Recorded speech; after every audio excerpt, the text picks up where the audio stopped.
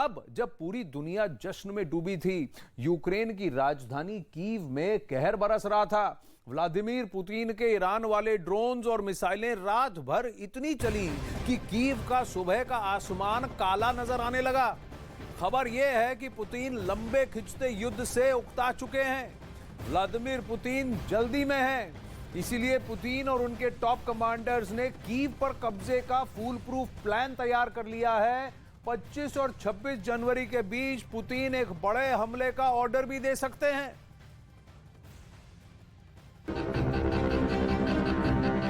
Корабль в точке, пузо.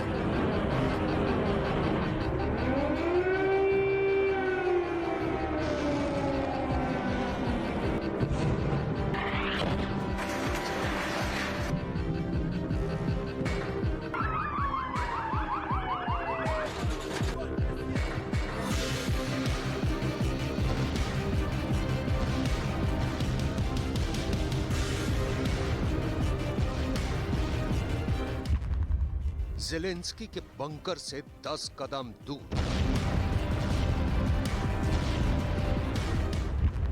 Putin की missile ने बरपाया कहर। रातों दिन बारूद से दहल रहा कीव।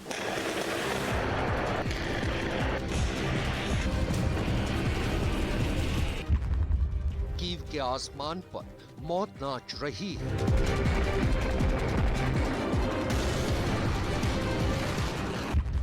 नए साल पर यूक्रेन को पुतिन का खूनी गिफ्ट।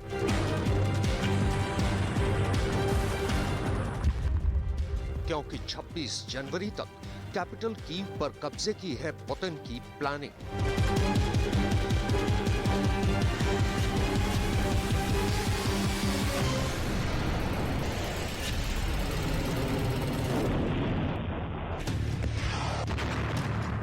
यूक्रेन विजय का रूस वाले 26 जनवरी के प्लान की डिटेल आपको दिखाएंगे।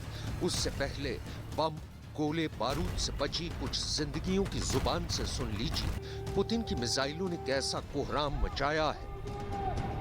Hard to celebrate fully because with understanding that our soldiers can't be with their family. Proud to be Ukrainian. I was proud that this is president of my country, and yeah, it was really powerful, I think. Дуже, як то кажуть, недооцінювали плани та позицію Росії по відношенню до України. Мабуть, ставились до них дуже лагідно, навіть після 2014 року. ये fight back करने की मनोकामना में दागी गई मिसाइलें नहीं हैं। मकान को मलबे में तब्दील होते देखने की विनाशकारी चाह है। यूक्रेन की राजधानी कीव चीख रही है।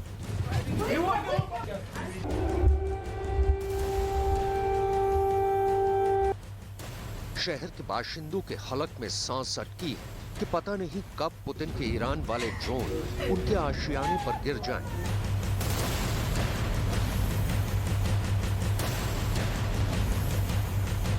उनका प्राण पखेरु उड़ा दे। ये इसलिए कहा जा रहा है क्योंकि एक रात में पुतिन ने 45 ड्रोन अटैक किए हैं।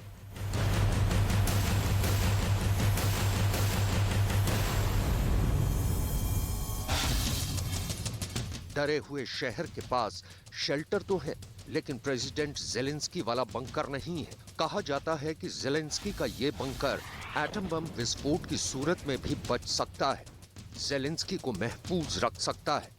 लेकिन ज़ेलेंस्की का बंकर इतना मजबूत है कि पुतिन के हिटमैन की संहारक मार से बच जाए। Бажаю здоров'я, шановні українці. Новий рік, новий день, нові підсумки. 45 шахедів збито у першу ніч року. Дякую нашим повітряним силам, льотчикам, зенітникам. 33 шахеди на їхньому рахунку. Дякую протиповітряній обороні наших сухопутних військ за ще 12 збитих іранських дронів. Просто молодці, хлопці. Російські терористи, як були жалюгідними, такими і зайшли у цей рік.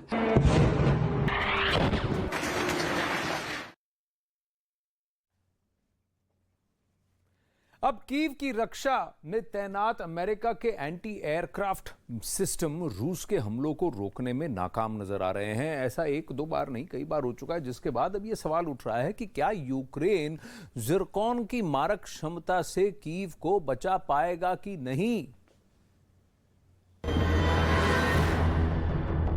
दो घटनाओं को आपको जरूर समझना होगा, क्योंकि युद्ध के दौरान इन दो धमाकों ने पुतिन को हिला कर रख दिया है।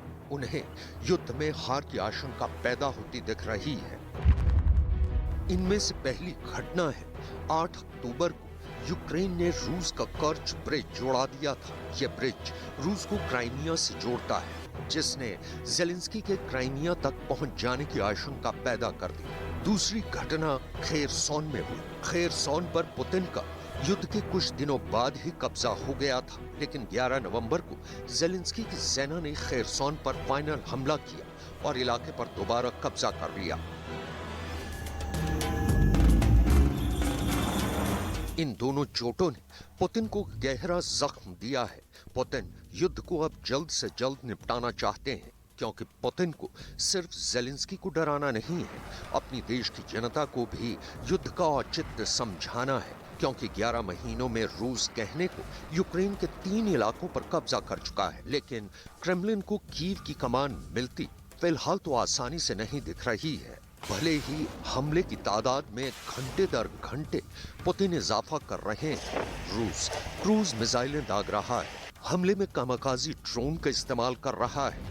28 दिसंबर को अमेरिका ने ईरान को साफ शब्दों में मैसेज दिया था कि वो रूस को ड्रोन सप्लाई बंद करे। ऐसा नहीं हुआ तो ईरान को और भी कड़े प्रतिबंधों का सामना करना पड़ेगा। लेकिन ईरान की सेहत पर शायद ही इसका असर हो। पुतिन इसी का फायदा उठा रहे हैं और ईरान के ड्रोन रूस का पावरफुल आत्मघाती दस्ता बन गए हैं। डायरेक्ट कीव पर पुतिन के कब्जे की प्लानिंग को समझना बहुत जरूरी है, क्योंकि इसके पहले वाले कोशिश में पुतिन बिल्कुल नाकाम साबित हुए हैं।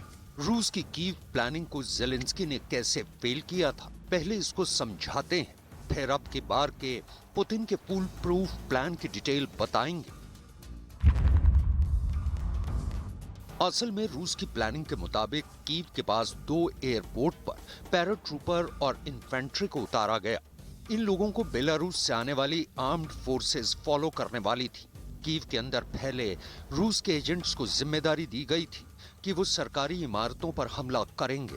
मिसाइलों और बॉम्बर्स की तैनाती यूक्रेन की मिलिट्री और इंटेलिजेंस को बर्बाद करने के लिए तैनात किए गए, लेकिन जेलेंस्की ने इस प्लान को बुरी तरह नाकाम कर दिया। जेलेंस्की ने हमले से बचने के लिए एंटी एयरक्राफ्ट गनर्स तैनात कर दिए। ये गनर्स अमेरिका वाले एंटी एयरक्राफ्ट मिसाइलों से लैस थे।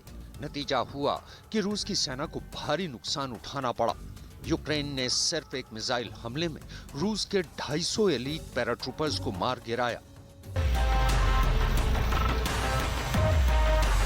लिहाजा इस बार पुतिन बहुत सजग, सावधान और सचेत हैं।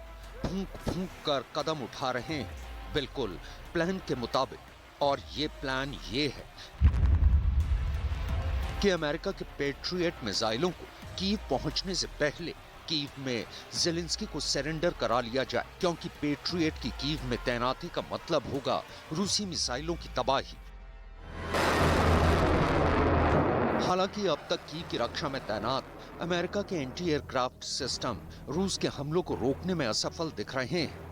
यूक्रेन के रक्षा मंत्रालय का दावा है कि उसका एयर डिफेंस सिस्टम रूस की मिसाइलों को रोकने में 100% ना सही 40% ही सही कामयाब है। लेकिन जिस तरह से पुतिन क्रोध में दिख रहे हैं, उससे लगता नहीं कि ज़िरकॉन की तैनाती के बाद कीव बचने वाला है। ये ज़िरकॉन बहुत ऊंची चीज है, इसकी मारक क्षमता से कीव को बच पाना मुश्किल है। अब सवाल ये है कि क्या पुतिन कीव की इस बारी की प्लानिंग में क्या कामयाब होंगे, या पहले वाला ही हश्र इस बार भी होगा। क्योंकि पुतिन की मिसाइलें ताबड़तोड़ तो चल रही हैं, लेकिन यूक्रेन के आम आदमी से लेकर प्रेसिडेंट जेलेंस्की को डरा नहीं पा रही है। यूक्रेन अपनी शक्ति सामर्थ्य के मुताबिक करारा जवाब दे रहा है। ना ही यूक्रेन हार मानने को राजी है और ना ही लोग जिंदा दिली छोड़ने को। धमाकों और सायरन की आवाज रोज की बात हो चुकी है। इस बीच कैलेंडर की तारीखें सरक कर 2023 में पहुंच गई हैं, लेकिन कीव की किस्मत का अंधेरा छटने की जगह और गहराता जा रहा है।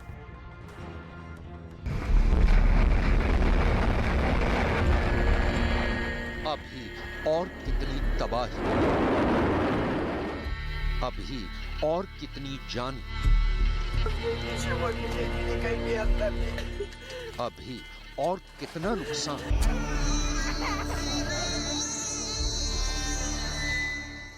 अभी और कितनी बची युद्ध वाली प्यास।